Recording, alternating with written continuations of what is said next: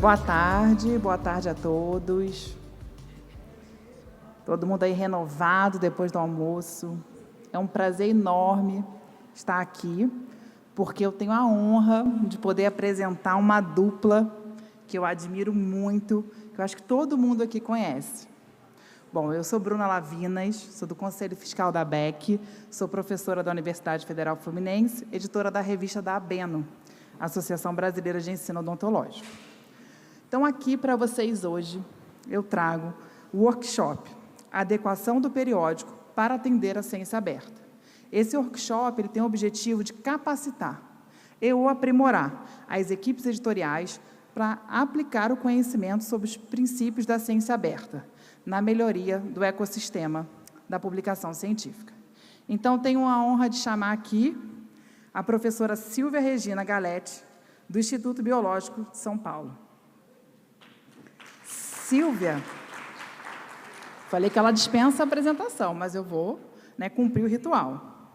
É bióloga pela Universidade Mackenzie, é mestre em biotecnologia pela USP, é pesquisadora científica no Instituto Biológico da Secretaria da Agricultura e Abastecimento do Estado de São Paulo, onde coordena a Comissão de Integridade Científica. Atua na área de editoração científica como editora-chefe dos arquivos do Instituto Biológico e é editora da Cielo Pré-Prints, na área de agrárias. É presidente do nosso Conselho Deliberativo. Além da Silvia, chamo aqui também a querida professora Ana Moraes, do DCTA São José dos Campos. Ana é doutora em Engenharia Química pela Unicamp, atuou como tecnologista no DCTA-IAE, foi editora executiva do Journal of Aerospace Technology and Management, é editora executiva do Journal of Cardiac Arrhythmias e da Revista Brasileira de Psicodrama. Em 2018, foi certificada pelo CSA no Programa para Capacitação em Publicação Científica. É associado da ABEC desde 2009, tendo ocupado vários cargos, sendo hoje membro do Conselho Deliberativo, membro do Comitê Editorial do Programa ABEC Educação. É sócia proprietária da empresa Linceu Editorial, tem apoiado periódicos na melhoria da qualidade por meio de adoção de padrões internacionais para apresentação de metadados e alinhamento à ciência aberta. É com vocês.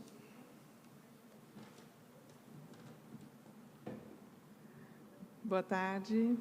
A gente vai começar com a pesquisa para sentir como vocês estão com relação à ciência aberta. Vocês podem passar a primeira pergunta, por favor?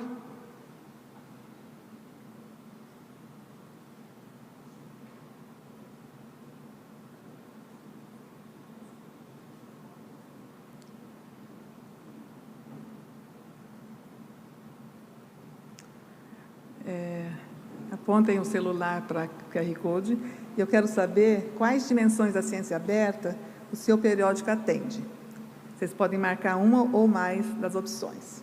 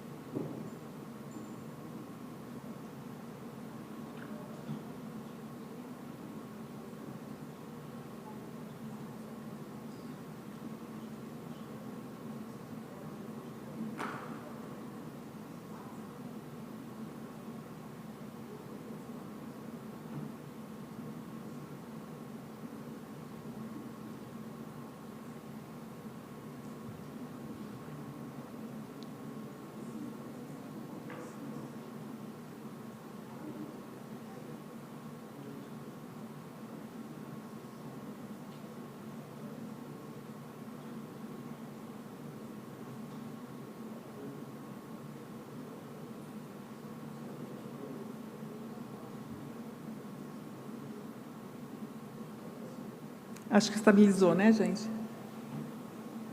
Tá, a gente já pode ver, então, que pelo menos uma das dimensões, né, que é uma das mais importantes, bastante sendo atendida, e com algumas dificuldades nos outros tópicos, que a Silvia vai ensinar direitinho como fazer. Podemos já para a segunda pergunta?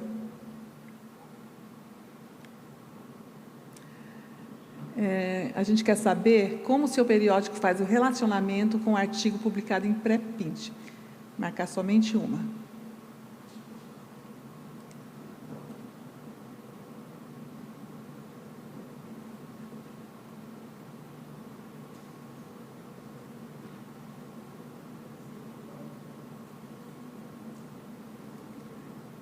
Então, até agora, ninguém faz o relacionamento, é uma coisa bem simples de fazer, é preciso fazer, e a Silvia vai explicar direitinho a melhor prática.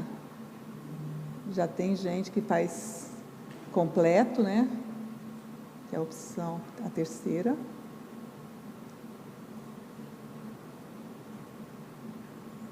Mas para quem não faz, vai sair daqui sabendo como fazer e certamente vai aplicar em seus periódicos. Para não perder muito tempo, vamos passar para a terceira pergunta, acho que já deu para sentir, né, a plateia. Em relação à avaliação por pares, como o seu periódico adota? Qual dos modelos?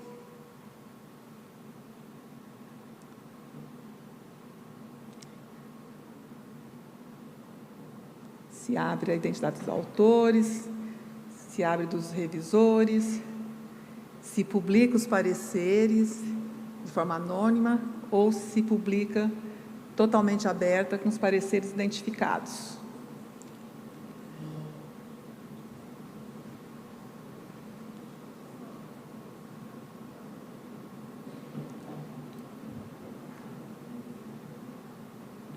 Então, eu acho que já deu para caracterizar, né, que a maioria ainda não adota a avaliação aberta de nenhuma das formas. E poucos já estão publicando os pareceres, né, que é um passo que a gente precisa dar. Acho que podemos ir para a próxima, para não perder muito tempo.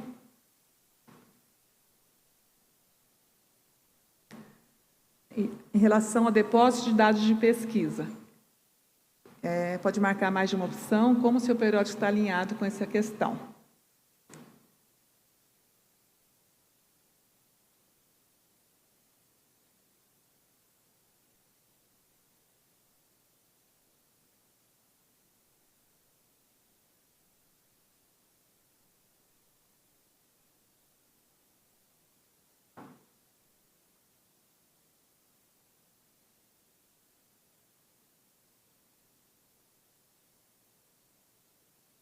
Também acho que já deu para caracterizar, né, que é uma dificuldade também para os periódicos, né, e a gente vai abordar isso com detalhe na apresentação.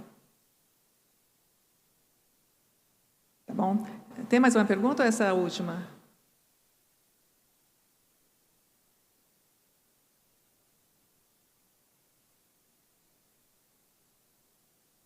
Tá, essa pergunta, na verdade, eu vou deixar para o final, depois que a Silvia explicar tudo como é que se deve fazer.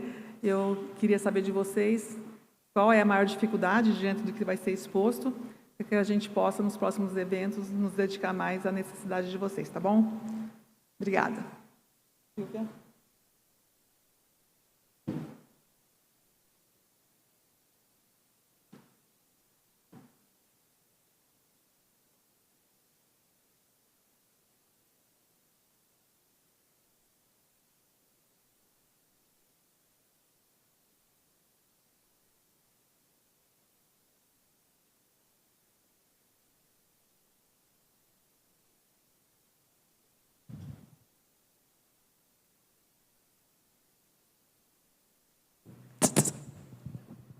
Olá, gente, boa tarde. Vamos então começar. A Ana está numa expectativa boa para esse workshop, né? Vamos ver. Ela acha que eu vou ensinar tudo. A ideia um pouco a gente vai começar aqui no preto e branco e vamos tentar terminar com um mundo bastante colorido, né? Essa é a ideia, né? Da gente estar algumas coisas ainda não sabendo fazer, ou se faz, não sabe se faz certo. Aqui ninguém também é dono da razão, estamos todos vivendo o mesmo momento enquanto editores, né? Nós vamos apenas tentar compartilhar alguma experiência nossa, alguma vivência da nossa parte, né, com vocês, e depois vamos abrir para discussão. Queremos também aprender com vocês, tá? Então, como a gente já foi apresentado, vamos seguir. A gente, então, começa com algumas definições colocadas no... Aqui é o apontador? Ele não aponta, né? Ah, aponta. Ui? Não sei.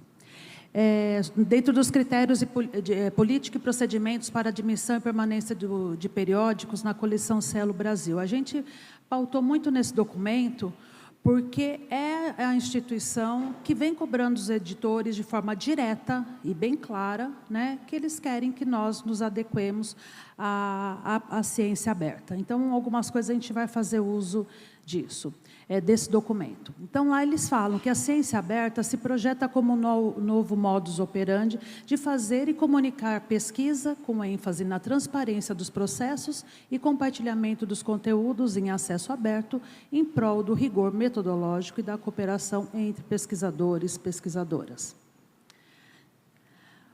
O avanço da ciência aberta depende da ação proativa de todos os atores e instâncias da pesquisa científica, entre as quais se destacam os periódicos, seus editores e pareceristas. Vocês vão ver que depois a gente vai voltar aqui nesse slide para retomar essa frase, mas agora, então, nós vamos estar falando mais especificamente dos periódicos. No caso da ciência aberta e os periódicos, né, nós temos a política editorial. Nela, para a gente estar atendendo à ciência aberta, nós temos que lembrar que o periódico ele deve expressar na política editorial o seu alinhamento com a ciência aberta. É lá que nós vamos falar o quanto e como estamos alinhados à ciência aberta. No caso aqui, um exemplo, a gente sempre vai tentar trabalhar assim, tá? Cada ponto que a gente colocar, nós vamos tentar trazer um exemplo da política editorial e, quando couber, também um exemplo de um artigo publicado. Então, aqui eu começo com um periódico no qual eu trabalho, e ali, olha, a gente vê que tem uma frase logo no escopo, né, do periódico, logo no começo do documento, onde fala que a revista está comprometida com a ciência aberta, apoiando e incentivando fortemente a sua prática na publicação dos resultados de pesquisa. A gente vê que a frase, ela não precisa ser um texto longo, nada. É uma frase simples e direta, mostrando que apoia. Durante o processo de submissão, nós também vamos ter a ciência aberta ali com a gente, né? Então, o periódico ele deve informar que aceita avaliar manuscritos depositados em servidores de pré-prints conhecidos, e também ele vai requerer a citação, referenciamento e declaração dos dados de pesquisa. Então, a gente vê que no processo de submissão, 2 pontos da ciência aberta devem ser verificados: a questão de pré-print e a questão dos dados.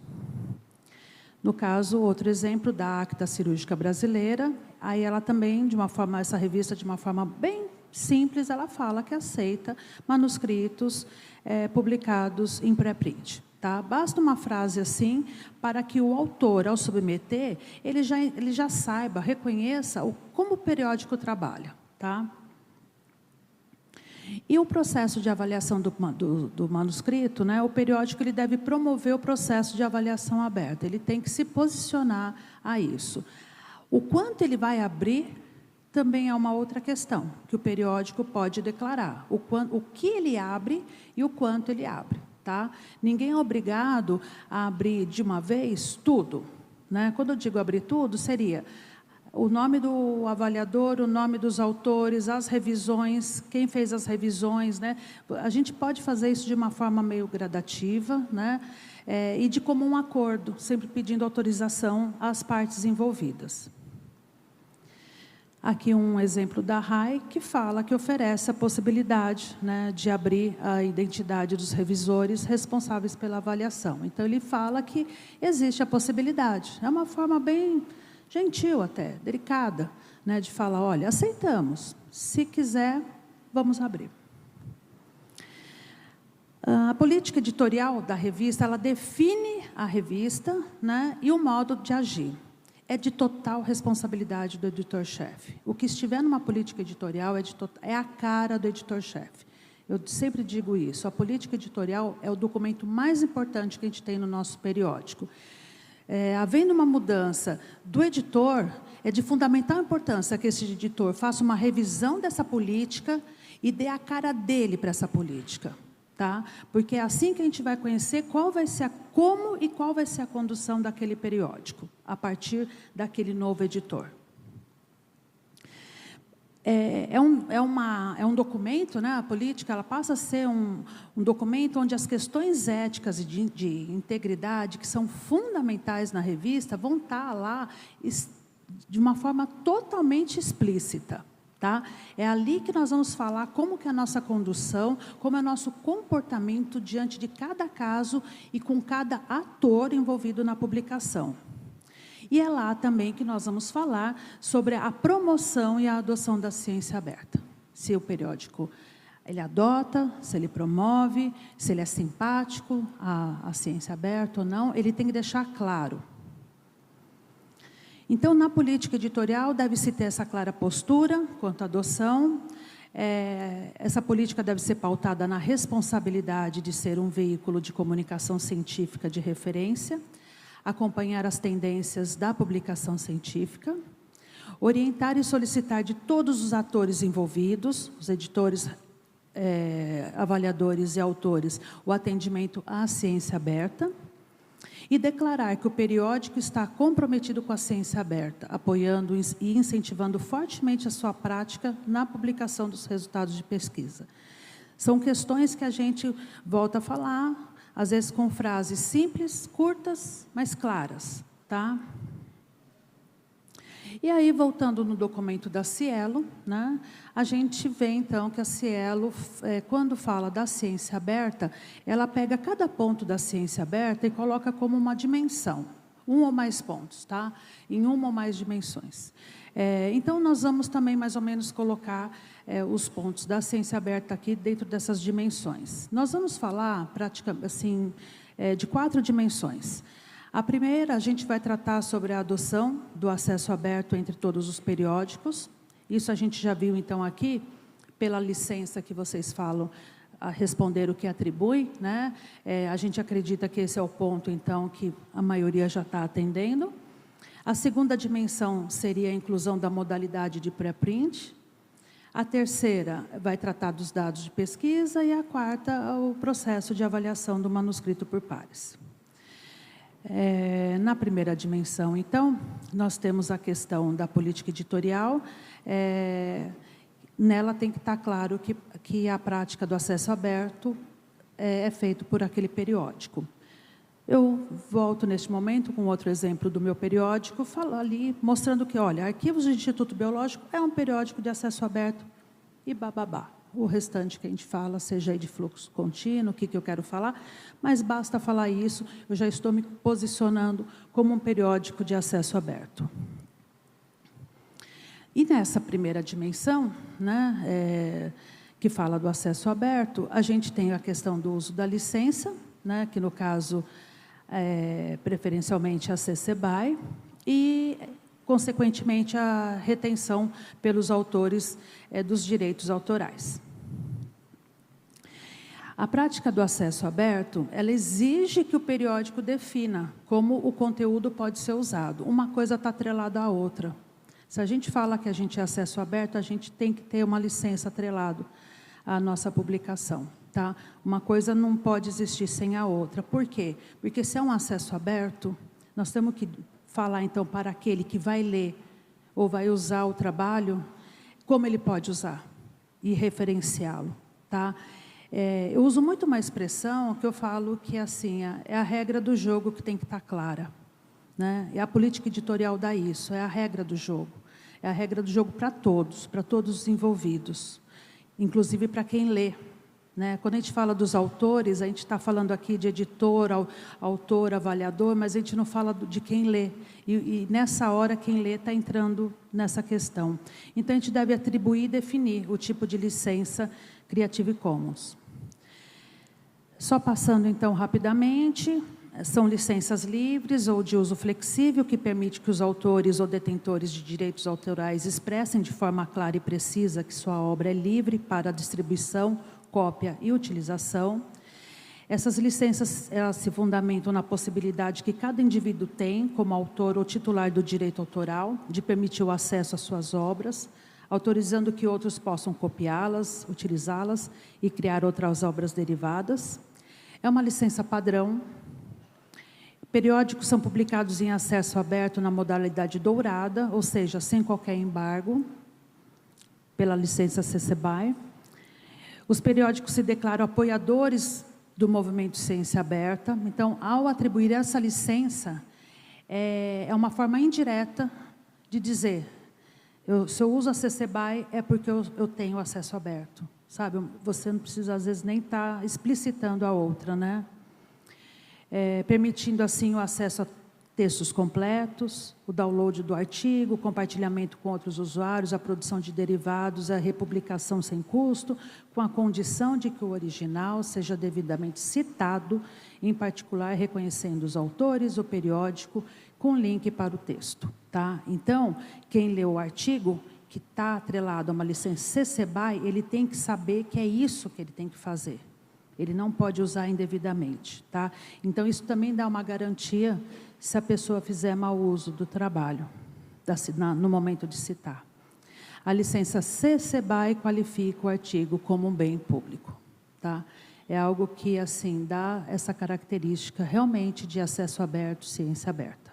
E é o símbolo ali, né, que a gente conhece. Então, um exemplo de numa política editorial, a revista declara que adota a licença CC BY, né, e ainda reforça que os direitos autorais pertencerão aos autores, tal. Então, ela deixa de uma forma bem clara como que é a conduta para a questão da propriedade intelectual. Os anais da Academia Brasileira de Ciências também, olha lá, todo o conteúdo do periódico, exceto onde está identificado, está licenciado sobre uma licença Creative Commons, tipo atribuição BY. Aqui ele passou por um processo de transição, e aí ele também deixa isso explícito, até onde ele era um tipo de licença, e quando ele mudou, passou a ser a outra. Tá? Isso também é bastante importante. Por quê? Porque podem citar trabalhos mais antigos, e a pessoa tem que saber em que base que estava qual licença que estava esse trabalho. Aí na publicação, onde essa licença aparece? Temos que colocar, sim, nós temos que dar clareza, né? Então, por exemplo, na acta cirúrgica, a gente tem o símbolo do CC BY no rodapé da primeira página. Tá? Então, no rodapé, no canto esquerdo, o editor colocou lá a licença que faz uso. Já a da escola Ana Nery, coloca no cabeçalho à esquerda, tá? Superior à esquerda. Então, é outra opção, esses dois casos na primeira página. São opções. Já essa daqui, que também são os anais, né? Está na última página, no final do trabalho. Então, o que importa é que tenha. Né? A gente está vendo que não tem uma regra, né? São todos periódicos Cielo. Né? Então, ou seja, o que importa é que tenha. Tá? A licença ali, claro. Vamos, então, para a segunda dimensão. A modalidade pré-prints. Então, o que a gente deve na questão de pré-print? Nós devemos, como editores, encorajar os autores a publicarem pré-prints como maneira de acelerar a disseminação do trabalho. Então, a gente vê que a gente não deve somente aceitar o pré-print. A gente também deve encorajar que os autores façam essa publicação em pré-prints previamente, antes de publicar no seu periódico. Isso é o papel do editor, né, da revista. Não só cobrar, mas educar e encorajar. Recomendar a vinculação do ORCID dos autores à conta de pré-prints durante o processo de envio. Incentivar os editores a considerarem os comentários disponíveis no registro de pré-print para informar sua decisão editorial e, quando relevante, os editores podem incorporar esses comentários em seus pareceres aos autores. Então, o que isso está falando? Que a gente deve, quando a gente está lidando com um trabalho que foi depositado numa plataforma pré-print, ao submeter esse trabalho para uma avaliação, informar o avaliador que o trabalho está numa plataforma de pré-print, foi previamente depositado numa plataforma. E aí o avaliador pode e é estimulado a fazê-lo, a entrar nesta plataforma, verificar se lá tem comentários, quais são os comentários, e se algum comentário ele julgar pertinente e que vai acrescentar mais ainda a avaliação que ele está fazendo, ele pode usar, obviamente, referenciando, né? Não estamos aqui sugerindo qualquer plágio, apenas usar como uma ferramenta, um documento, né? Uma informação referenciada, tá? E para facilitar o depósito de pré-prints pelos autores, o periódico também pode sugerir o uso de servidores, porque às vezes os autores, ainda mais agora nesse momento que nós estamos de transição, né? Às vezes os autores falam, nossa, o periódico está pedindo para eu publicar previamente num pré-print. Que pré-print? Aonde que eu deposito? É seguro, não é? Está tendo muitas essas inseguranças, né, por parte dos autores, né? Então, entendo que se o periódico que ele confia para publicar o trabalho dele tiver ali na política clara, de uma forma clara, indicações, sugestões de repositórios, ele certamente vai confiar e vai seguir, né? E, obviamente, então, o periódico tem que ter a responsabilidade de indicar repositórios efetivamente confiáveis, né? Então, nós temos repositórios ligados a áreas específicas, então, cada periódico dentro da sua área pode fazê-lo, né? Na política editorial, como isso se apresenta? Ele põe lá declaradamente que ele aceita artigos publicados em repositórios pré-print. Está claro, né? Não tem dúvida. E ele encoraja os autores a fazer esse depósito de forma antecipada, que é aquilo que eu falei. Então, o autor, quando tem interesse em publicar no periódico, ele vendo isso, ele vai ficar confortável de ir lá já fazer o depósito do trabalho dele numa plataforma de pré-print, num repositório de pré-print, e aguardar finalizar a formatação do trabalho para submeter ao periódico, aguardar o processo de avaliação, enquanto o trabalho dele já está sendo visível, tendo visibilidade.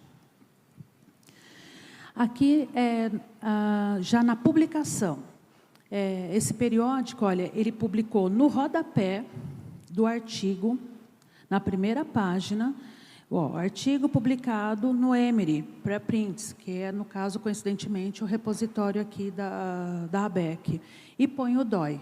Isso é uma das coisas que a Ana Marlene, a Fujona, comentou e saiu, me largou aqui, né, com abacaxi para falar como que é. Estou brincando. Tá ok. Então, essa vinculação que tem que ser dado do DOI do pré-print com o DOI do artigo. Obviamente, esse artigo tem um DOI, que eu cortei aí a parte da página, né? Então, vincula-se, né? E sabe-se que um está vindo do outro. Um é pré-print e o outro é o artigo original, tá? Aqui, desculpa, podia já ter passado esse. Então, aqui, olha, em tamanho maior, a mesma informação. Aqui nós temos um outro exemplo, onde a informação está no cabeçalho, tá? E ali fala, olha, então aqui é bem interessante, porque na primeira linha, em preto, a gente tem o DOI do artigo publicado. E na segunda linha, falando artigo apresentado anteriormente em selo pré-prints, e lá tem o DOI do pré-print, tá? Essa é a vinculação, ok? Tecnicamente, como se faz essa vinculação, não é comigo. Não adianta eu nem querer começar a explicar, mas eu sei que ocorre que quando você procura um, você encontra o outro e sabe que está vinculado. Mas isso é coisa com a Crossref e tudo mais, mas o importante é estar aí citado, tá? Eu acredito que os metadados, aquela vai e cruza. Vocês acreditaram em mim, né? Então vamos. Essa parte eu não sei falar. Vamos passar para a terceira dimensão. A terceira dimensão, ela verte sobre a questão dos dados de pesquisa, né? O compartilhamento dos dados, códigos, métodos e outros materiais utilizados e resultante das pesquisas.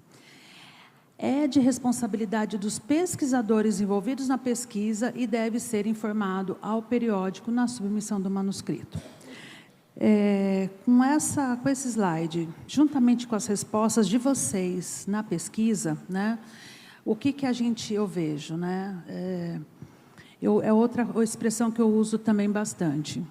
Nós, editores, a gente tem que fazer aquilo que está nas nossas mãos. Tem coisas que estão só nas nossas mãos, cabe a nós fazer. Tá? Então, por exemplo, fazer uma atualização da nossa política editorial, está nas nossas mãos, certo? Não está na mão do autor, vir e alterar alguma coisa, ou do avaliador. Atribuir a licença, está nas nossas mãos, cabe a nós atribuir uma licença às nossas publicações.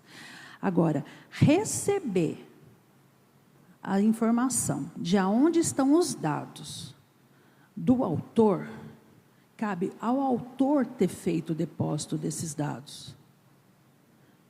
O pré-print, a gente sugere, olha, façam o depósito previamente, no pré-print, que nós vamos aceitar um trabalho oriundo de um repositório pré-print. A gente pode fazer isso e deve fazer isso. A gente tem que também colocar, nós vamos ver que a gente aceita os trabalhos, a gente quer que ele informe onde estão os dados dele. Mas quem vai fazer é o autor. Enquanto o autor, lá na base, porque depósito de dados é desde o início da pesquisa. Um projeto já tem que praticamente ir para um repositório. Todos os dados que ele conseguir, o certo é que tudo vá para um repositório de dados. Se ele não fizer isso enquanto ele está trabalhando e construindo os dados dele, depois que ele já fez tudo, não faz sentido ele depositar isso mais. Então, eu defendo um pouco essa ideia, que nós, editores, vamos ter maior dificuldade em ter esse ponto da ciência aberta sendo atendido pelos nossos periódicos, porque nós vamos ter dificuldade de que lá na base seja feita a coisa. Porque se eles não fizerem lá, nada vai chegar para nós. Na hora que a gente pergunta, cadê o link? Não tem. Algumas instituições não estão nem sabendo o que é isso ainda. Alguns pesquisadores acham que vai expor os dados. Não é isso, vai ficar fechado. Ele pode ou não permitir o acesso. O depósito num repositório de dados não quer dizer que dá acesso. O depósito é uma coisa, o acesso é outra, é igual um cofre.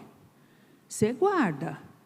Se você trancar bem, ninguém tem acesso. Agora, se você largar o segredo jogado ali fora, qualquer um pode ir lá abrir e acessar, entrar no cofre, certo? É a mesma coisa aí. Então, a questão da gente ter que colocar nossos dados num repositório de dados, não caracteriza que vai efetivamente dar acesso. E você, na hora de depositar, você vai falar quem e quando pode ter acesso. Questões de patente não pode ser aberto. Sabemos disso, mas isso não impede que esteja. Tá? Então, volto a falar, isso não está diretamente nas nossas mãos. Então, o que nós temos que fazer? Falar se aceitamos e como aceitamos. E estarmos preparados para receber os primeiros trabalhos com a informação. Né? Enquanto isso não acontecer, aparentemente a gente não vai estar praticando esse ponto da ciência aberta. Tá? Então, o que devemos fazer? Encorajar o compartilhamento dos dados no manuscrito, incentivar o fornecimento do local onde os dados brutos estão armazenados, ou arquivo suplementar, a menos que isso não seja possível por questões éticas, de privacidade ou confidencialidade, mas tudo isso é justificável. A gente sabe quais são os dados que não podem ser expostos. Ninguém aqui, nenhum editor vai ser insano. Solicitar declaração para dados não disponibilizados em repositórios públicos, afirmar que estarão disponíveis mediante solicitação e o porquê de não estar disponível publicamente. Né? Eu não sei se outros podem confirmar isso, mas me parece que até então a Cielo estava aceitando que a gente colocasse isso no item lá na hora que a gente publica, né? Os dados, a disponibilidade dos dados, e estava aceitando que estaria disponível mediante consulta, mediante solicitação. Agora eles já não querem mais que a gente use essa frase. Já vão começar a cortar isso nossa moleza, né? Porque estava fácil, não tem, então vou pôr isso, não vamos pôr isso. Ficava bom para os dois lados. Eu estou atendendo e o autor não tem que depositar dados, né? Mas isso eles já estão entendendo que nós estamos fazendo um pouco errado. Solicitar declaração quando o compartilhamento de dados não for aplicável, pois nenhum dado foi gerado ou analisado, porque o autor às vezes fala, eu não gerei dado, né? Então declara, para o editor também ficar isento de qualquer problema, tá? Que ele realmente não tem dado.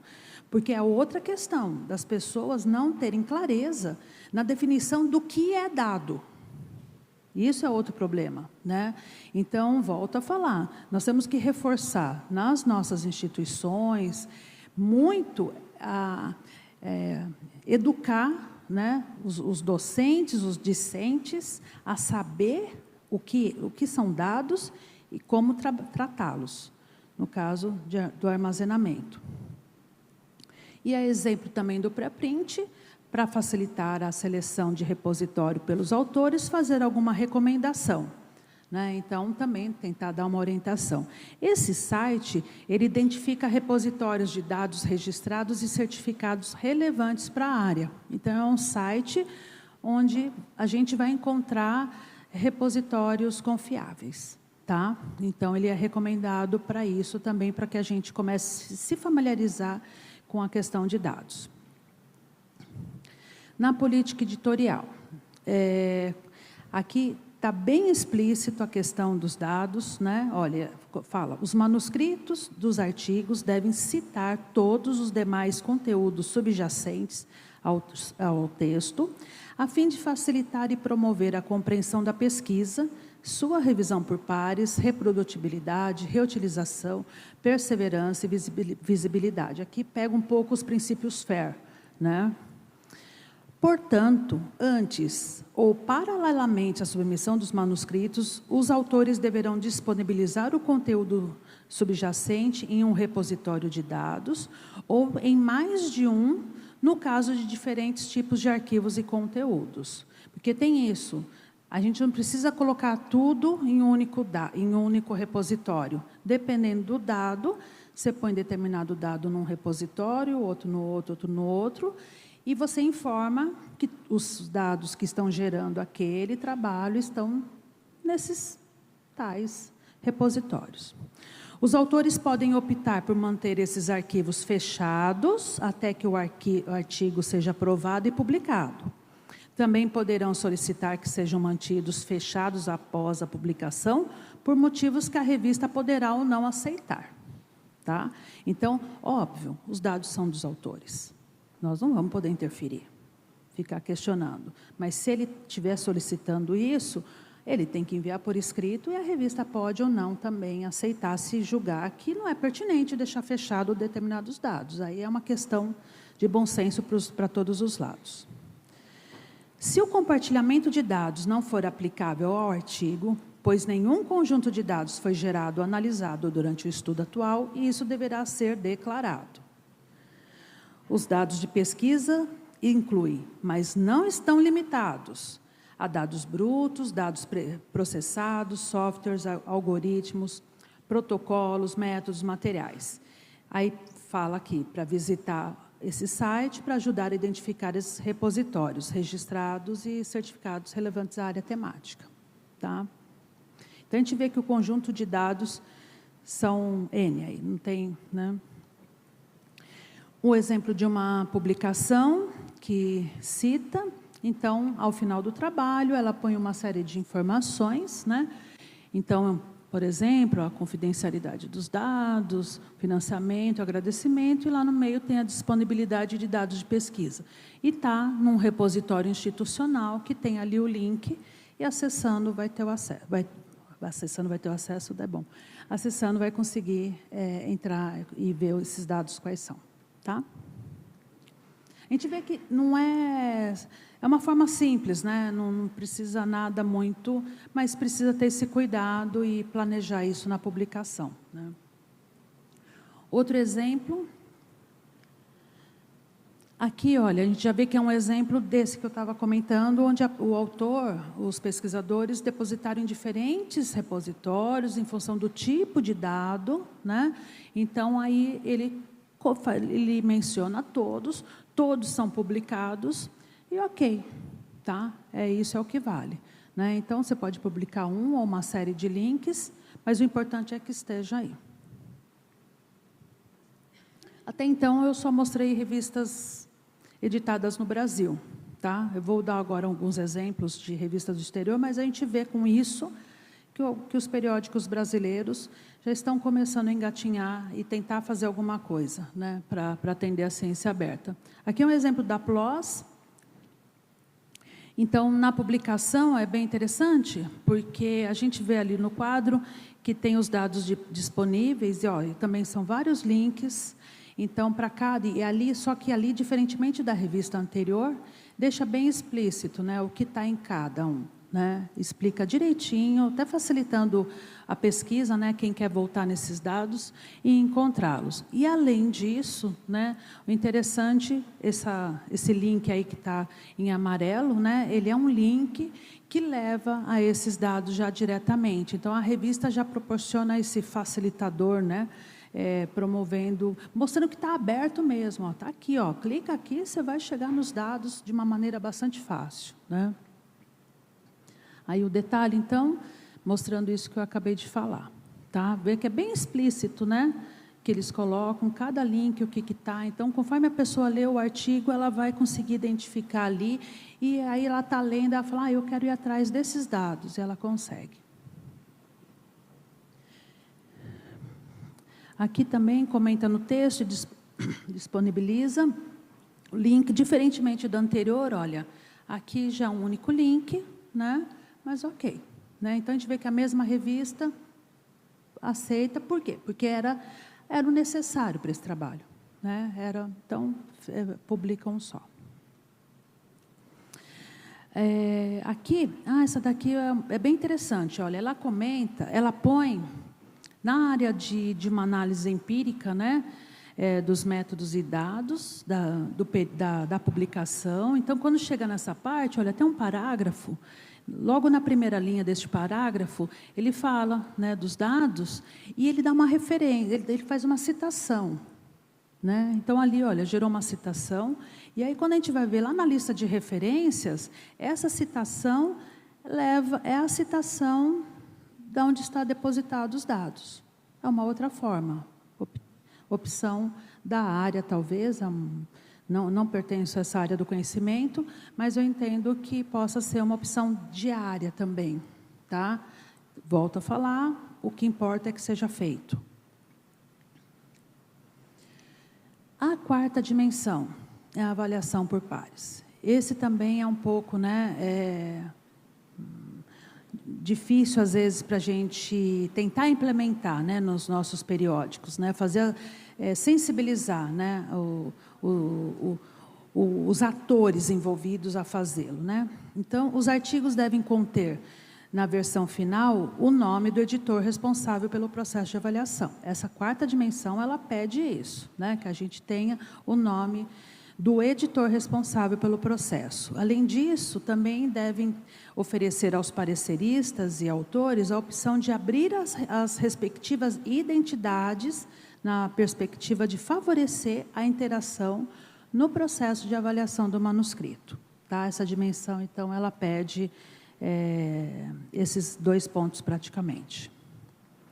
Então, para atender, o periódico ele deve, então, declarar o tipo de revisão que usa, e se há uma tendência ou uma simpatia, né, de abrir as identidades. Então, às vezes, ele não precisa estar já fazendo, mas ele declara, né, que se quiser, ele abre, né? Então, ele pergunta isso, às vezes, no formulário que ele envia, ou na hora que o autor submete o trabalho, o autor pode falar se quer, se pode abrir ou não.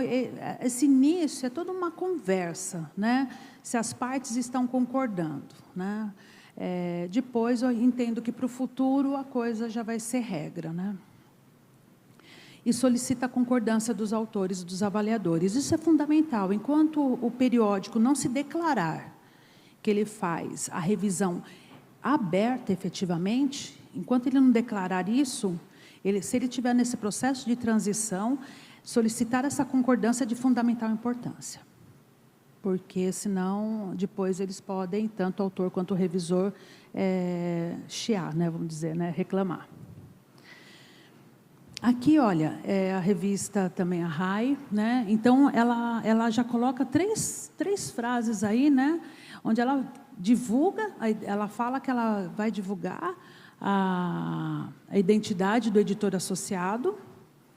Ela oferece, né, uma possibilidade. Então, você vê que também é uma mostra que está numa transição. Olha, então, a gente pode divulgar a identidade do avaliador e também publicar o parecer. Então, a abertura, né, não é só dos nomes, né? Quando a gente fala a revisão aberta, né, ela passa, sim, pela abertura das identidades dos envolvidos, autores e avaliadores, né, que pode ser uma abertura só para um lado, que geralmente, então, abre-se os autores. O primeiro passo é isso, né, abrir a identidade dos autores para os avaliadores. O segundo passo é abrir também a identidade dos avaliadores para os autores, né?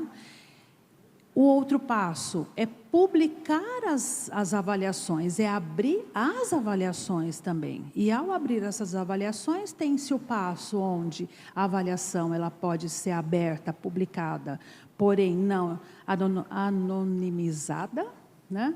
Ou ela pode ser identificada quem fez aquela avaliação, tá? Então, são passos que a gente dá. E daí, eu venho com os passinhos, né? Um passo de cada vez, né? E que eu ia corrigir essa transparência aqui, essa transparência boa, hein? Esse slide, nossa, agora eu fui lá atrás. Eu ia corrigir, porque não é mais duplo cego, como é, gente? Me ajuda.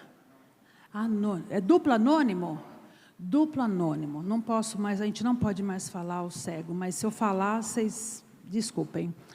Então, um passo de cada vez, né? Então, os periódicos que fazem, né, o sistema, né, de duplo anônimo, dê o primeiro passo, faça o simples, né, que é abrir para os avaliadores quem são os autores. Esse já é um bom passo. Sinta, trabalhe a sua revista por um período, né, onde você está com essa revisão aberta só para um lado, né? Depois de um tempo, abra para os dois lados, né? E depois você pensa lá em publicar os pareceres. Um passo de cada vez, né? A gente não precisa já ir direto, a gente não precisa ser drástico. Acho que é um estresse para todos os envolvidos aí. Na política editorial, então, o periódico, essa questão de dar um passo de cada vez, olha que interessante, né? A Revista Brasileira de Psicodrama, ela assume que está comprometida com as iniciativas da ciência aberta e vai oferecer progressivamente aos revisores e autores correspondentes a abertura de suas identidades. Ela vai oferecer. Então, ela tem um formulário, ela pergunta: pode, quer, posso abrir? Você aceita? Conforme as respostas, ela vai abrindo.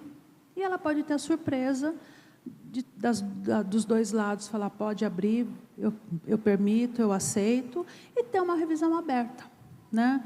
Então, é muito simpático isso, esses primeiros passos assim, né? Traz uma leveza para o processo, né?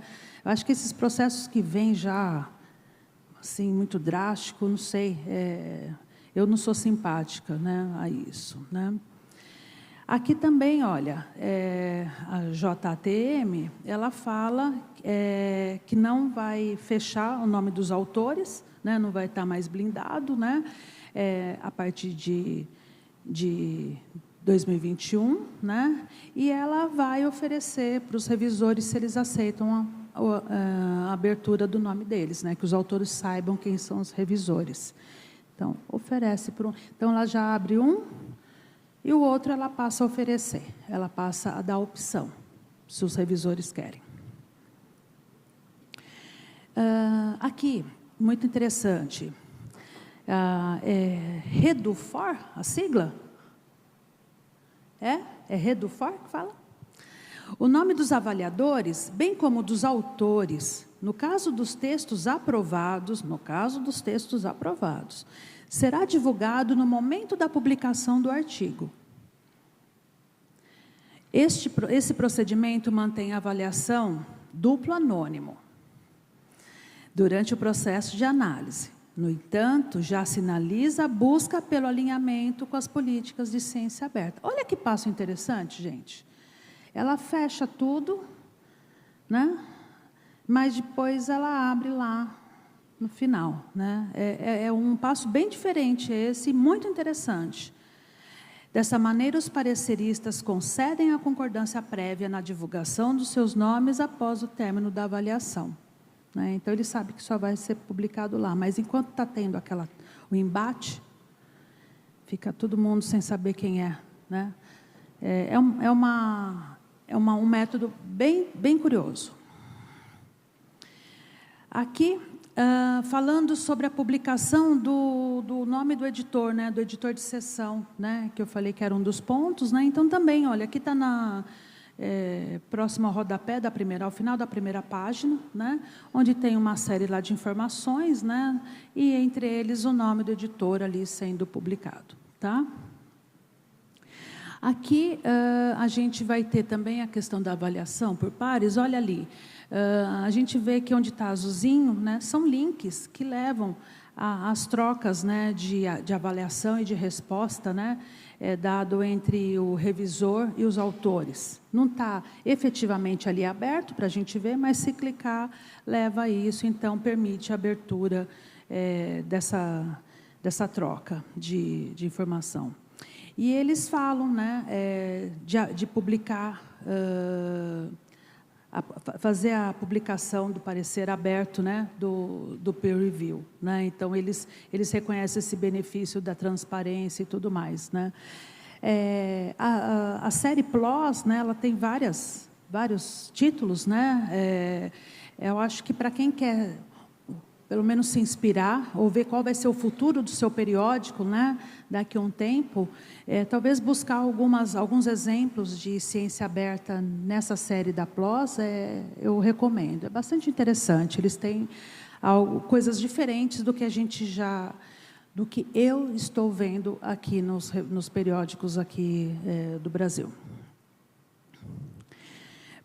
Para que a gente faça uma ciência aberta, a gente tem que ter esse cuidado com a gestão das boas práticas, né, no fluxo editorial para atender a ciência aberta.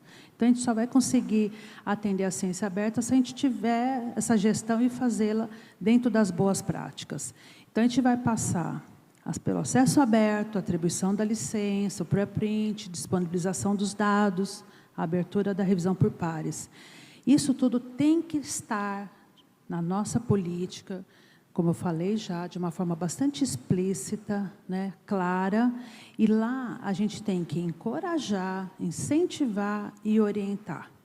Principalmente nesse momento, o papel nosso para orientar os nossos autores, que, como eu falei, já que algumas instituições não estão provendo, né, treinamento para os autores se prepararem para o que está vindo, e já veio e chegou, se lá não está tendo na base, acho que cabe um pouco a nós, um pouco ou muito, né, para que os trabalhos que a gente quer receber estejam atendendo, estejam com a qualidade necessária para que a gente possa atender o que já está aí da ciência aberta, tá? Então, nós temos esse fundamental papel de orientar.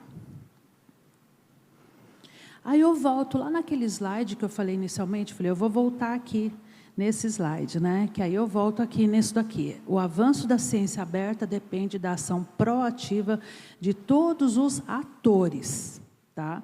Então, depende de todo mundo. No caso de pré-print, Os autores, eles têm que informar o endereço do repositório e o DOI do pré-print. Nós precisamos dessa informação. Se ele submeter o trabalho para a nossa revista e não der essa informação, a gente vai descobrir que isso está no pré-print quando a gente usar o sistema de detecção de similaridade.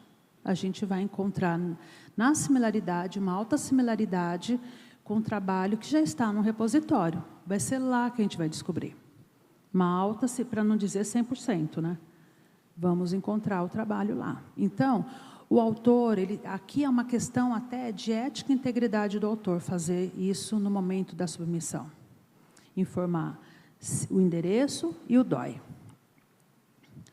O periódico. Aí, então, o autor deu esse passo e informou. E o periódico faz o que com isso? Ele forneceu uma informação, o que a gente faz? A gente tem que checar. Tem que entrar no link, tem que ver se o que ele fala que está lá, está lá. Se não tem link, se o link não é quebrado, o que está lá dentro. Né? Verificar os comentários.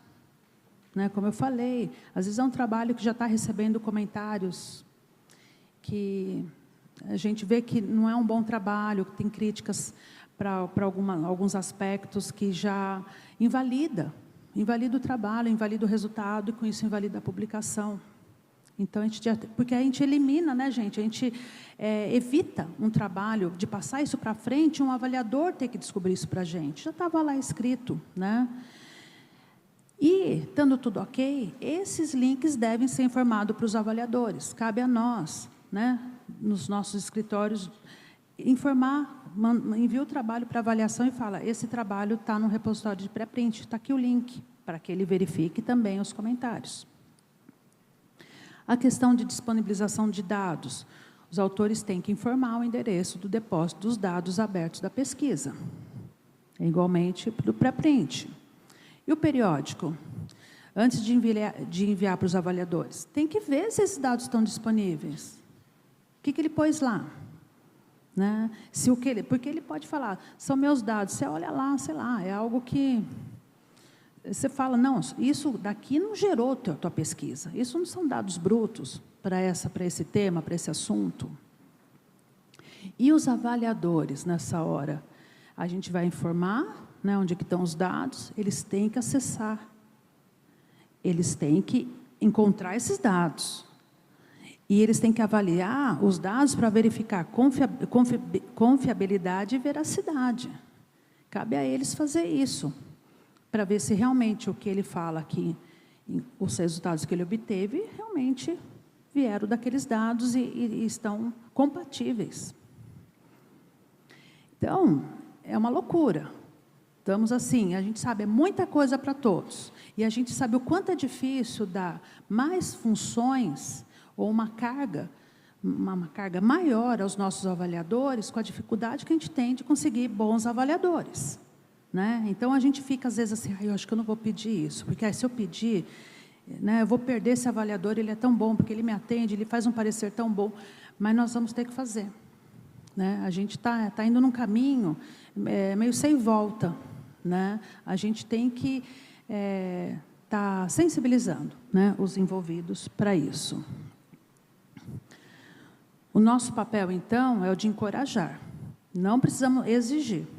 Tá? Então, na nossa política editorial, a gente pode tratar de uma forma, como eu falei, delicada, leve, orientando, sugerindo, estimulando. Né? Nós temos que usar essas palavras, né, que vai literalmente encorajar mesmo, né? Mostrar que é possível fazer, né? E que nós estamos ali para receber.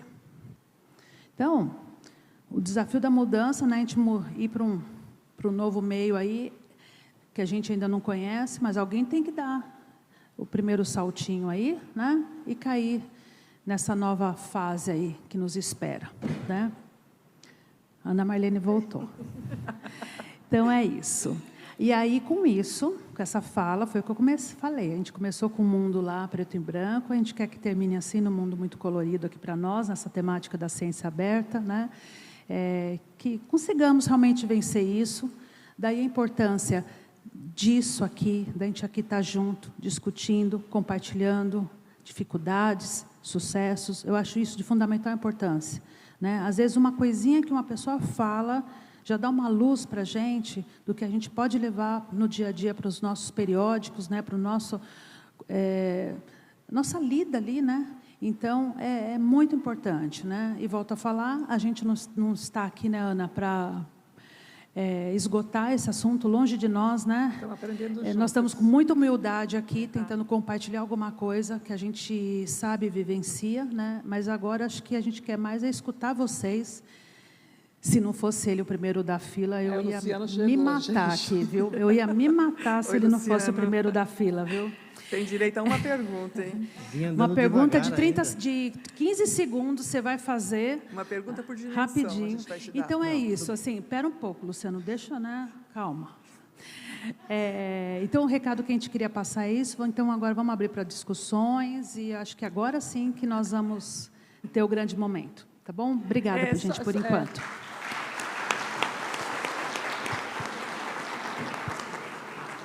Olha só, gente, eu tenho certeza que a Sílvia brilhou, trouxe muita luz para todo mundo, né? Sinalizou tudo que precisa ser feito, como faz, deu bons exemplos e vamos seguir o que ela falou que vai dar certo. A gente pode fazer a pesquisa para saber antes, Luciano, você aguenta esperar a pesquisa? Vamos ver, Sílvia, o que assustou mais as pessoas? Você pode colocar a última pesquisa, por favor? Vai ser uma pesquisa de livre, né? Vocês podem escrever onde está a maior dificuldade. Diante de tudo que foi falado, o que assusta mais?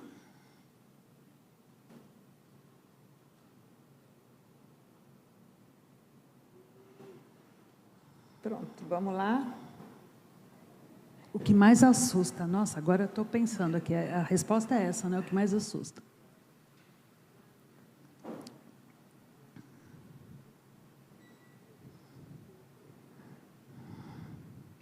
Crescendo, equilibrado, né, as dificuldades, abrir os revisores, né, a gente já esperava isso, né, abrir revisão, avaliação aberta, abrir revisores, compartilhar dados, como fazer, né, concordo também com a dificuldade, abrir revisores, eu acho que vai ser o campeão ali, Sílvia. Olha só, desconhecimento é um pouco, né?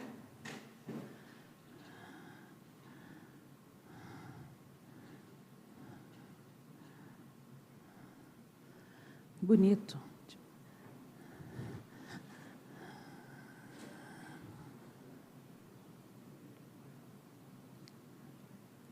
Acho que tá bom, né? Deu para saber que...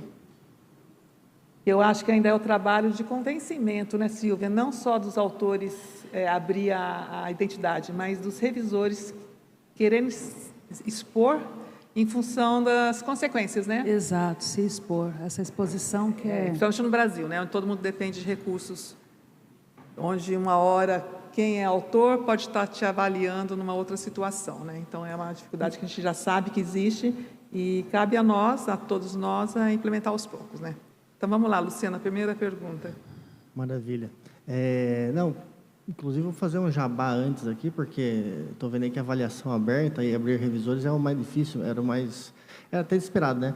Mas o professor Piotr e eu desenvolvemos uma planilha, que caso vocês digam que a gente pode mostrar, a gente mostra aqui, talvez seja do interesse, né? Que é para ajudar as revistas a avaliarem o quanto da avaliação aberta, dessa única etapa, elas já estão, né? Gera um score, assim, então é bem didática e pode servir uma ferramenta de autoavaliação. Mas caso não tem problema. A minha pergunta é o seguinte: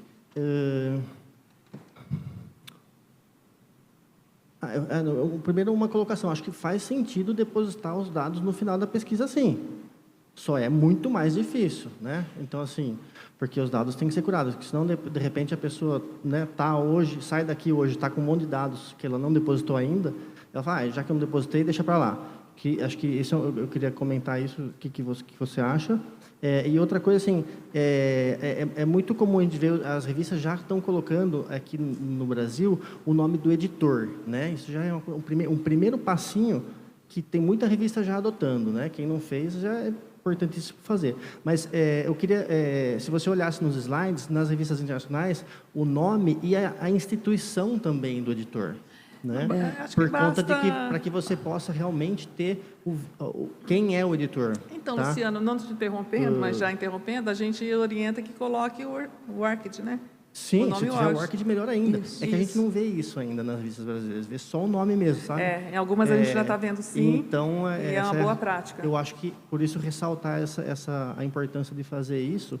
E uma coisa que eu acho que é legal começar a distinguir também é relatórios de apoio e relatório final. Relatório de decisão, que é aquele que o editor toma, e o relatório de apoio que os revisores geraram, certo? Então, o que vocês acham dessa questão? Obrigado. Você lembra a primeira pergunta dele? Que eu falei que era para fazer só uma. Aí ele fez do dados, né? Que é importante depositar mesmo no final. Sim. Eu acho que depende da área também, viu, Luciano? Acho que é de área para área. E, ok, pode ser depositado. Como você falou, vai dar trabalho. E eu acho que isso, se ele for depositado só às vésperas de submeter o trabalho, eu não sei, dependendo da área, não sei se dá para ter a garantia que tudo realmente foi depositado. Eu penso que determinadas áreas vai perder alguma coisa. Os dados brutos, principalmente. Então, é de área para área, tá, gente? Cada qual, né? Impossível não é e também não é correto. A pesquisa, ela tem que ser feita e sendo depositado. É isso que os pesquisadores têm que entender. Então, a gente tem que, neste momento, fazer vista grossa e aceitar esse depósito ao final, mas nós temos que educar. Não é para depositar tudo no final. Nós temos que... E aí vem as agências de fomento fazendo essa força, dando esse puxão, porque aí ele vai ter que depositar, né? Então, acho que é isso. Silvia, mas você acha que tem que fazer curadoria dos dados antes de fazer o depósito? Ou você quer os dados brutos? Eu acho que ele pode pôr tudo, né, Ana? Ele vai pondo os brutos. Conforme ele fez a curadoria, ele põe lá também. Porque o depósito dos dados é dinâmico, é dia a dia. Conforme vai obtendo, ele vai pondo. Eu já trabalhei, né? Atualmente eu não estou mais atuando como microscopista eletrônica, por questão técnica do equipamento, mas diariamente eu obtinha imagens. Né? Então, se eu estou fazendo um estudo de um determinado vírus numa célula de uma determinada planta, eu diariamente estou obtendo lá informações, são meus dados brutos. E ao final, eu vou selecionar as melhores imagens para publicar no trabalho. Isso eu estou dando assim, um exemplo, né, de questão de imagem, por exemplo.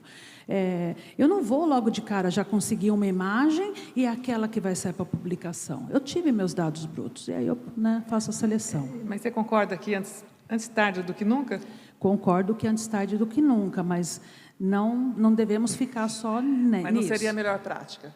Não seria a melhor prática, mas vamos fazer, né?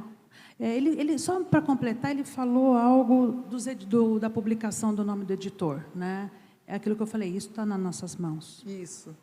Isso basta querer, claro, tá?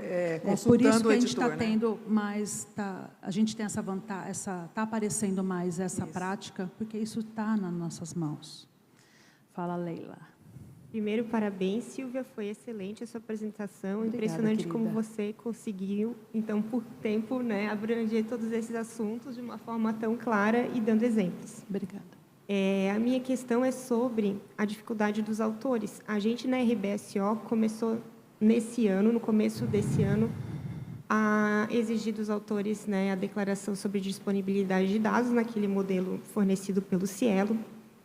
E a gente observou que os autores não conseguem compreender corretamente o que está sendo solicitado. Então, por exemplo, um artigo que ele é quantitativo, tem lá as tabelas e os autores assinalam. Todos os dados estão disponíveis no artigo, entendendo que os dados são a tabela. Ou, outro exemplo, os autores mandam o link para o repositório institucional da universidade, que é a tese ou a dissertação completa, não é o dado da pesquisa. E a gente tenta, né, mandar para cada caso uma explicação por e-mail. A minha pergunta é se você conhece algum tutorial, algum documento, porque o Cielo tem um documento, né, mas é para os editores. Se tem alguma coisa que a gente pudesse encaminhar para os autores para esclarecer essa questão. Sobre o depósito de dados. Na verdade, Silvia, o que são dados, né? Sim, começa daí, sim. Mas em termos de editorial, assim, eu acho que a FAPESP tem algo interessante. Não tem, Ana Rosa? Ela tem lá, como fazer o depósito, aonde fazer, de uma forma simples, repositórios não específicos, né, mas confiáveis, né? No caso da nossa experiência, por ser de São Paulo, né? É o que eu posso aqui te falar. Eu já mexi no site da FAPESP, já me deparei com isso e já tentamos fazer depósito conforme a orientação da FAPESP, né? Num primeiro momento é o que eu conheço, e a FAPESP está o site aberto para todos. O que eu fiquei pensando é que talvez a gente, a BEC, pudesse fazer alguma coisa assim também para apoiar os editores. Sim. Porque uma outra dificuldade que a gente tem é que, colocando todas essas exigências que vão crescendo, as nossas instruções aos autores vão ficando muito longas. Bom. E, à medida que ficam maiores, os autores leem menos. E aí a gente entra naquele problema. Eles leem menos, a gente acha que tem que informar eles mais nas instruções dos autores, aumenta as instruções dos autores. Exato. E menos gente lê. Então, a gente fica numa dificuldade de comunicação. Sim, as instruções, como eu falei, ela tem que ter um nível de detalhamento para nos dar segurança, né? Nós temos que nos salvaguardar, né, também. A gente também tem que pensar nisso. Por isso, então, que elas têm que estar detalhadas e com isso estão ficando longas. Já tinham ficado bem longas na questão de ética, agora com a ciência aberta. E o próximo passo? A diversidade. É a DEA. Então, ela vai realmente se alongar. E talvez a gente tenha que fazer um visual abstrato da nossa política editorial, né? Mas eu acho que o nosso papel enquanto ABEC. Nós estamos aqui, né? Os nossos eventos sempre ocorrem para os editores, suas equipes editoriais, os envolvidos diretamente com o periódico, e às vezes a gente não está trabalhando essa base, né? Mas, Leila, então, imitando o Luciano, nosso colega, vou fazer um jabá também. Nós temos o ABEC Educação, e tem um curso chegando, né? Está em elaboração pela Viviane Veiga, que é expert, nos ensina muito, que já deu vários webinários para nós, né? Sobre depósito de dados. E lá sobre ciência aberta, depósito de dados. Lá a gente espera que ela... E é um curso, né? É um treinamento, né? Então, certamente, a gente tem muita expectativa que vai nos ensinar a tirar todas as dúvidas. E ela começa, na apresentação dela, o que é um dado, né? Isso. Eu acho isso muito interessante. Eu mesmo já tive dúvida com o autor. Eu falei, isso são dados, né? A gente tem que aprender. E a ABEC vai cumprir esse papel. Eu tenho certeza que o curso da Viviane vai ser assim, tudo que a gente precisa. E tentar fazer com que essa divulgação deste curso chegue a essa base, né? Às instituições. Eu acho que nós temos muitos docentes aqui que poderiam levar essa proposta para suas instituições, mostrando que a ABEC tem curso de formação, né?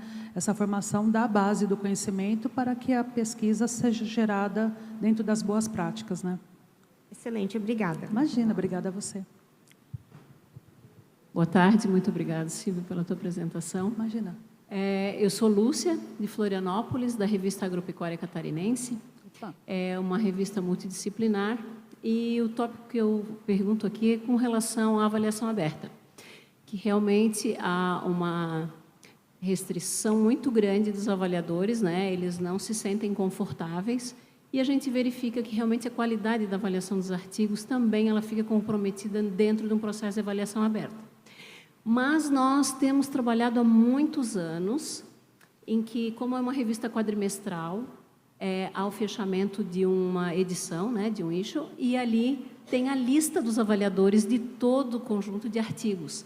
Então, não vem a lista dos avaliadores por artigo, mas a lista de todos os avaliadores que participaram daquela edição, daquele conjunto de artigos. E, claro, quem tem interesse vai saber claramente quais foram os avaliadores do seu artigo, até porque, como ela é multidisciplinar, e a gente já conhece mais ou menos os profissionais. E isso tem funcionado muito bem, não tem comprometido o processo de avaliação. Então, a pergunta seria: em que sentido, né, nós estaríamos tão próximos, né, ou mais próximos do processo de avaliação aberta, né, do que longe desse processo, né? Porque tem funcionado muito bem. E da mesma forma com relação aos editores de sessão, porque dentro do processo, autores e avaliadores, eles conhecem o editor com os quais eles estão lidando e conversando. Então, já é um processo aberto, né?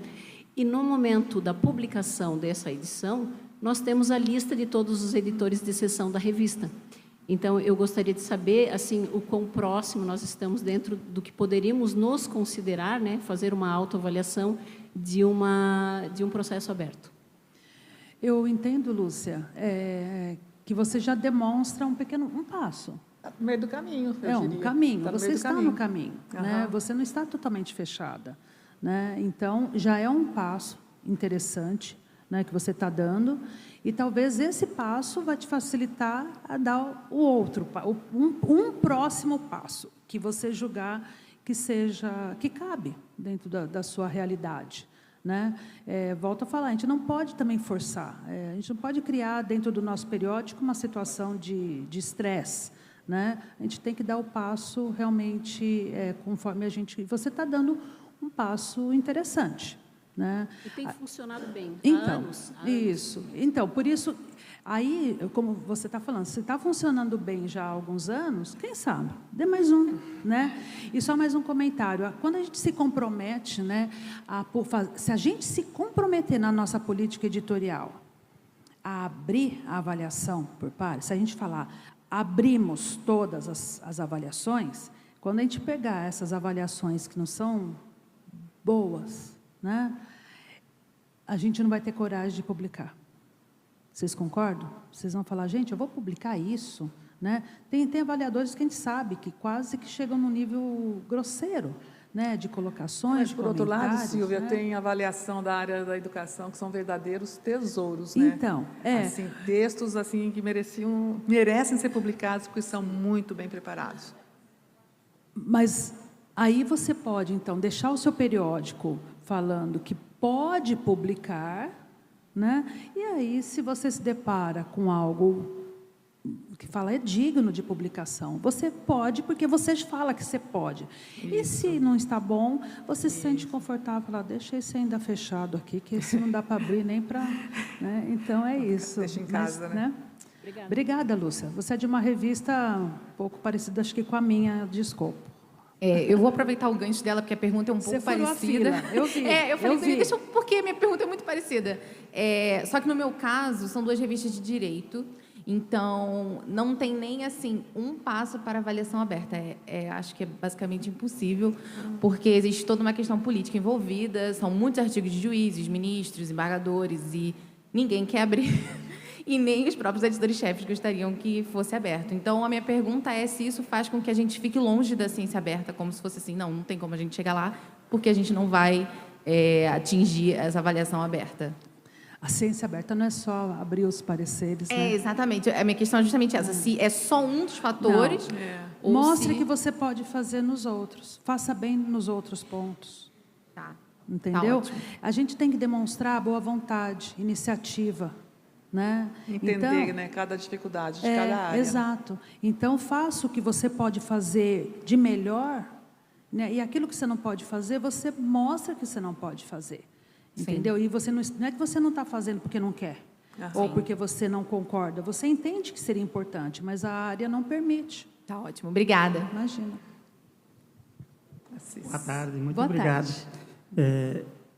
Sílvia, gostei muito da sua apresentação, acho que foi muito didática. Obrigada. E a minha pergunta é a seguinte, para o pessoal que já está adotando praticamente todas as... A gente está começando uma revista pequena, a Eclética Química, eu gostaria de saber como é que está a resposta.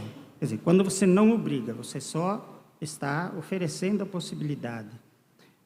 Em termos de artigos ou de revisores, principalmente, que aceitam abrir os nomes, de autores que aceitam abrir os nomes, como é que está isso? Quer dizer, porque às vezes a gente tem um que aceita e o resto do pessoal não aceita. Então, como é que fica essa situação? Eu acho que está até um pouco... A Ana Marlene, como ela tem a empresa, ela lida com um número maior de revistas, né? Eu só lido com a minha, né? Olha então, só, ela é surpreendente. Eu acho que você vai dizer que é um pouco surpreendente, não é não? Não sei, Silvia. Eu acho assim, que eu oriento os meus clientes, né? Avance. Eu coloco assim, na minha revista foi o seguinte, aquela que apareceu, né, da JTM, a partir de outubro de 2021, as identidades dos autores serão abertas. Ponto. É isso. Minha revista é assim. E ninguém nunca reclamou. Eu uso muito avaliadores externos, né? Então, esse conflito de interesse que tem, de ser perseguido, Brasil, não existe na minha área, que é tecnologia aeroespacial. Então, eu não sinto esse problema.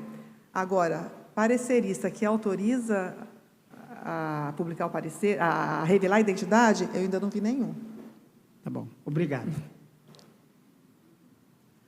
Você concorda, pessoal. Silvia? Você tem uma experiência diferente? Não, e eu não tenho experiência, né? Porque na minha ninguém quis abrir, então.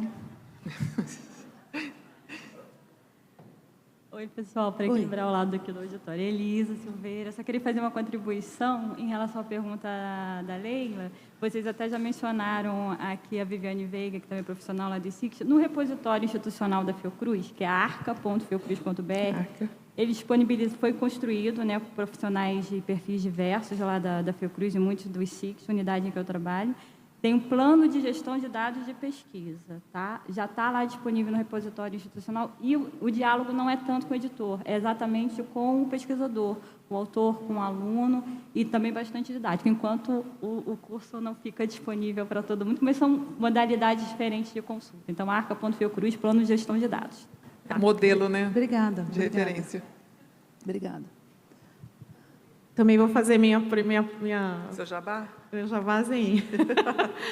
Na USP, a gente também tem um guia, né, de plano de gestão de dados, no site abcd.usp.br,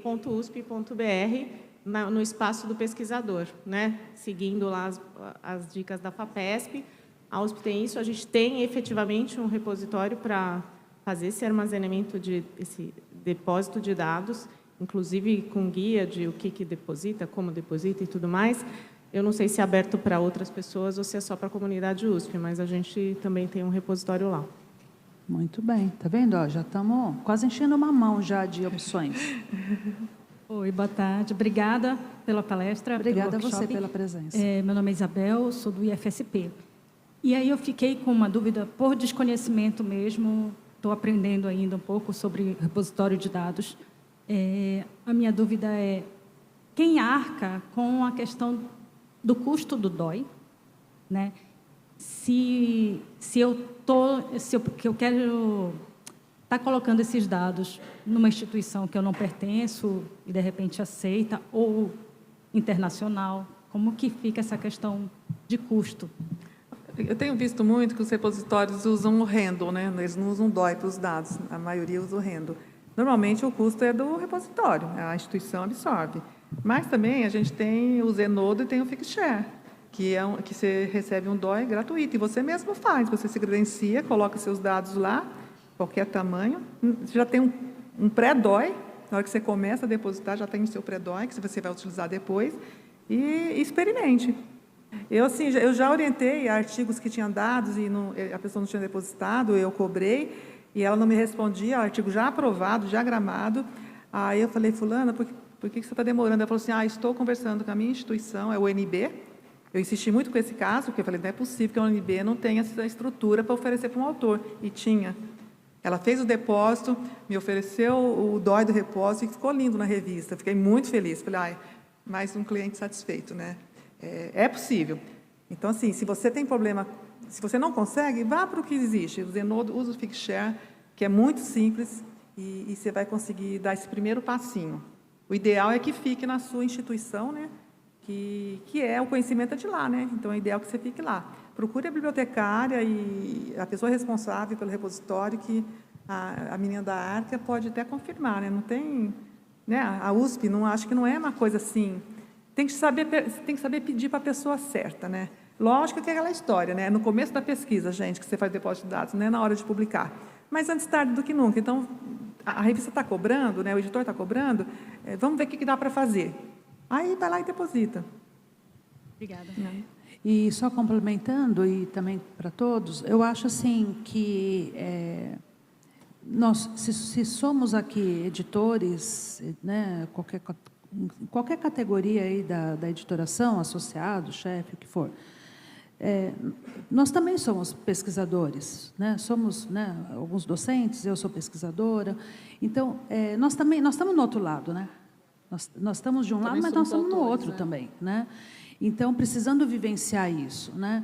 Então, talvez a gente fazer esse exercício, pegar alguns sites assim e tentar depositar um dado, até para ver a dificuldade dos nossos autores, né? Vivenciar, né? Porque às vezes a gente vai cobrar uma coisa e na hora que a gente vai fazer, a gente fala, nossa, realmente o negócio aqui é enroscado, Você né? me deu uma ideia boa, Silvia. Na próxima ABEC Meeting, vou exigir na comunicação oral, né, que os dados sejam depositados no repositório.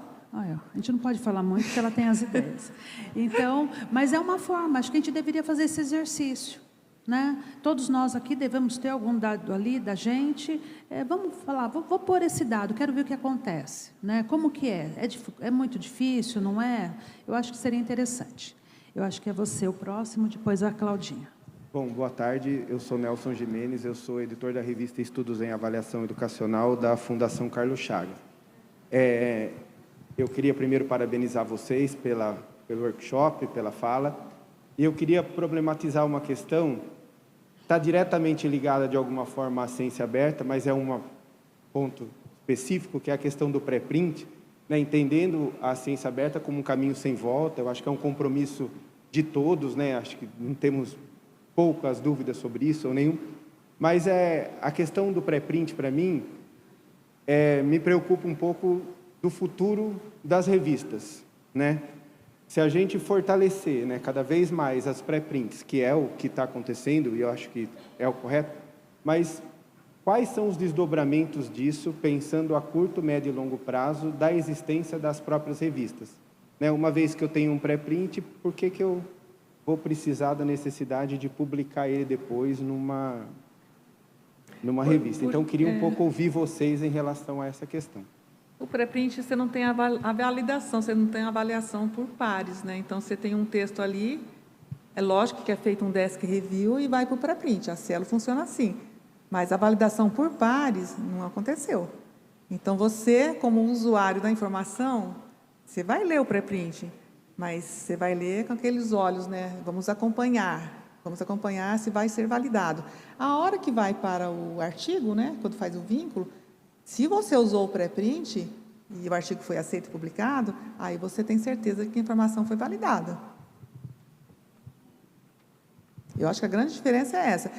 O pré-print vai antecipar os dados da pesquisa, que é super importante, né? Mas o que vale é a revista que fez a avaliação por pares. Então, ele só teria esse papel de antecipação da publicação. Que foi extremamente importante com a pandemia, né? Eu mesma ajudei uma pessoa a publicar um pré-print. No começo, ele estava querendo vender a ideia de que a vacina BCG, poderia ajudar no combate à Covid. E eu nunca ouvi falar mais nada sobre isso. Eu acho que a pesquisa não provou isso, né? Mas ele publicou na Cielo. Está lá. Virou um artigo? Não sei, não acompanhei. Mas eu não ouvi. Eu não ouvi, né? Não é minha área, mas assim, eu acho que não funcionou o uso da BCG como para combater a Covid, né? Mas foi no pré-print, foi. Vai ser citado esse artigo? Porque às vezes a pesquisa negativa também é citada, né? Está lá. Sim. Mas quando você coloca a referência no pré-print, vem lá, né? Quem está lendo sabe que é um pré-print. E todo mundo que está lendo tem que saber o que é um pré-print. É uma informação que não foi validada pelos pares.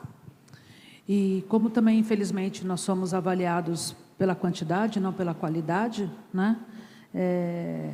Essas agências que nos quantificam, né? Elas certamente não devem quantificar um pré-print como um trabalho final, né? Eles vão... Esse que é a minha preocupação. Quer dizer, hoje ela não quantifica, mas sim, no momento que ela validar o pré-print como uma produção...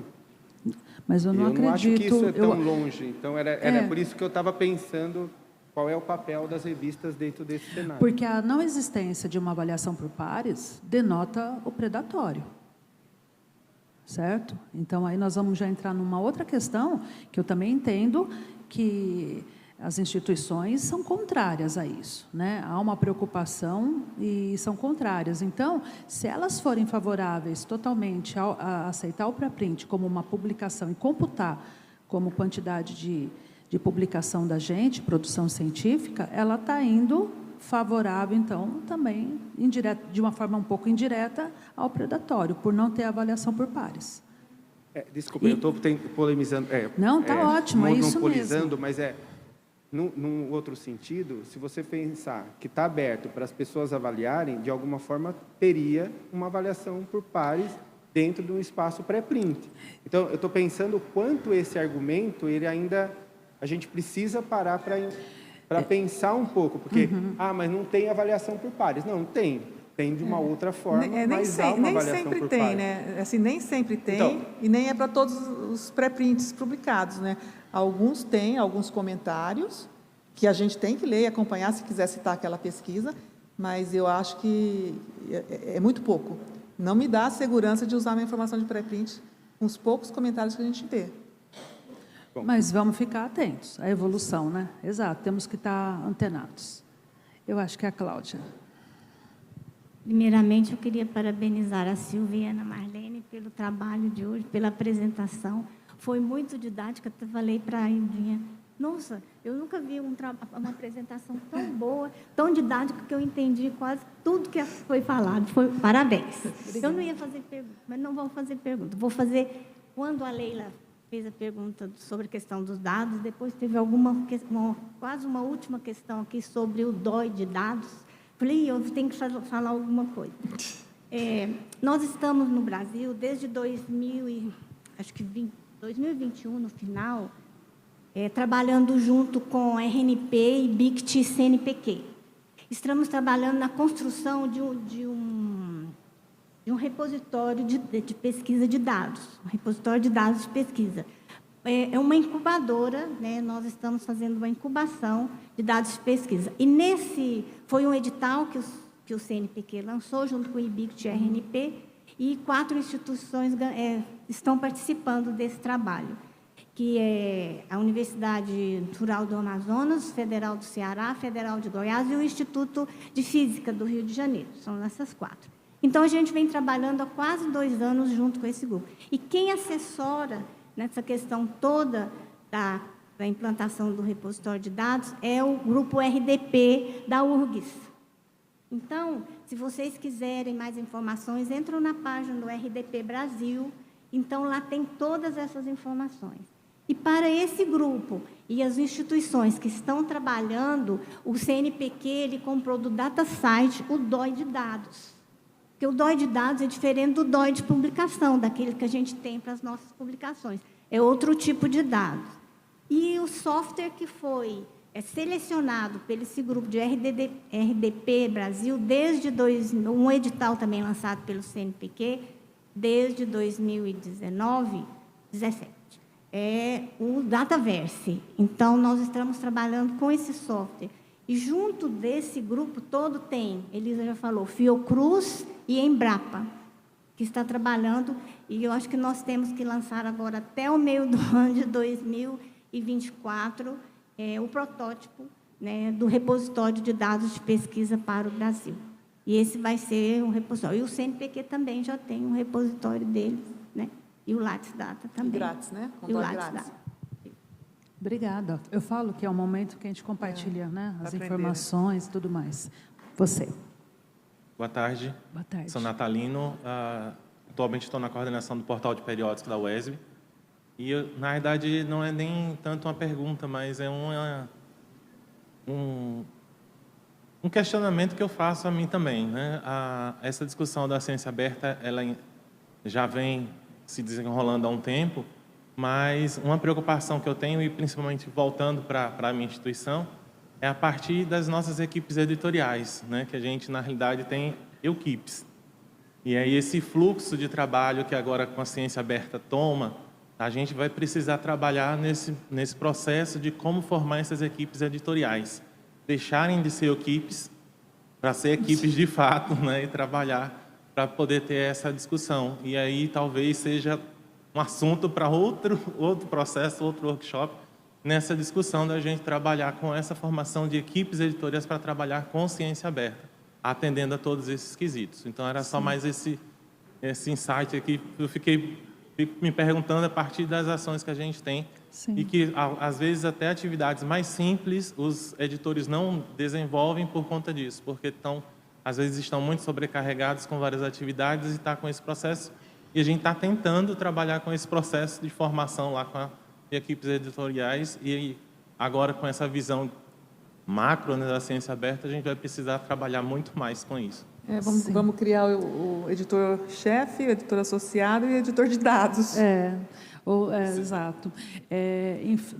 No primeiro ano da pandemia, agora a gente faz toda a referência assim, antes da pandemia, durante a pandemia, pós-pandemia.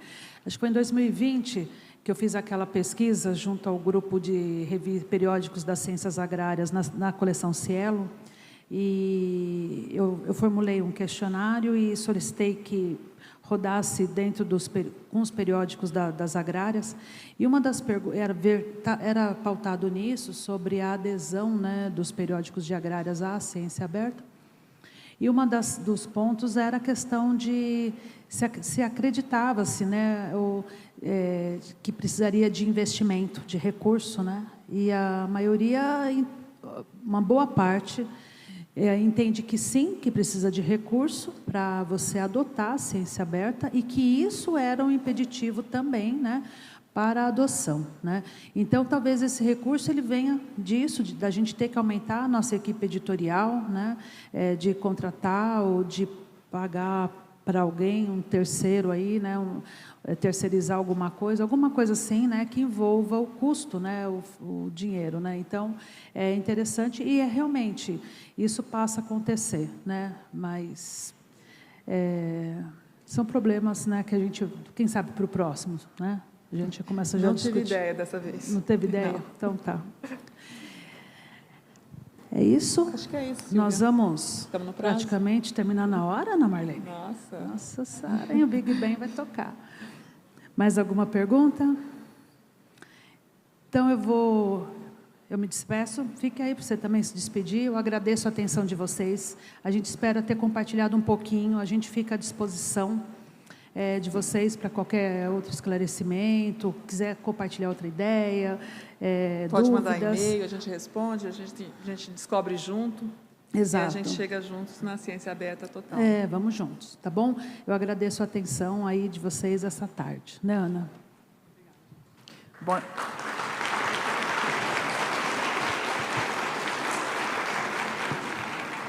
Em nome do ABEC Meeting, gostaríamos de agradecer as duas professoras, né, pela brilhante palestra, passar aqui um presente. Bom, então agora vamos ter o coffee break. 4h30 a gente volta e com sorteio 4h30, tá bom? Até já!